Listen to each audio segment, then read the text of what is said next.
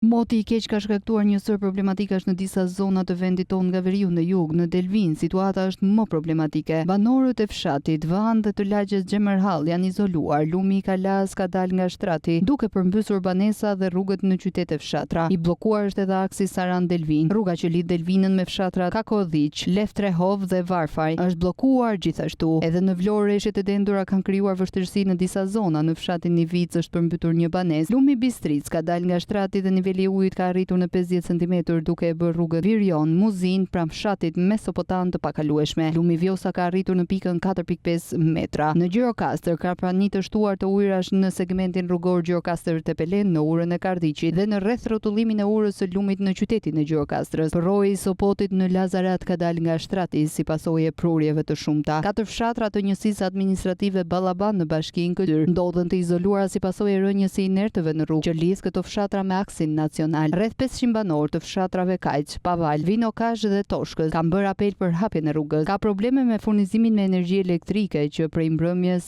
të martës. Situatë problematike paraqitet edhe njësinë administrative të Lopësit në Kurveleshin e Tepelenës, krahësit Luthinjës e Qesaratit, në Memaliaj, në Zagori, në Picar dhe Lazarat Dropull e Lunxhëri, në Gjirokastër, të cilët prej 12 orësh nuk kanë energji elektrike. Në Fier disa fshatra rrezikojnë nga përmbytjet për shkak të prurjeve të lumit Vjosa. Kreu i bashkisë së Fierit ka pohuar se niveli i prurjeve në Memaliaj është në kuotën e 6 metrave, ndërsa apeloi banorëve të fillojnë me evakuimin fillimisht të bagëtive në stanet e ndërtuara pranë lumit. Në bashkinë Kurbin të qarkut Lezhë, pa energji elektrike kanë mbetur disa fshatra për shkak të dëmtimit të linjës përgjatë lumit Vinjoll. Në njësinë Mamurras janë dislokuar 7 efektiv të forcave të armatosura me një varg për të qenë gati për ndërhyrje në rast të evakuimi. Mësimi zhvillohet normalisht me përjashtim të nxënësve të fshatit Shpërdet, të cilët nuk mund të shkojnë në shkollë për shkak të dëmtimit të rrugës. Në bashkinë Lezhë, familjet e evakuara janë sistemuar në konviktin e shkollës Kolin Gjoka, ku kryqi i kuj do të ofrojë ndihmë ushqimore. Në bashkinë Mirdit, problem kryesor mbetet aksi rrugor Rëshen Bukmir, ku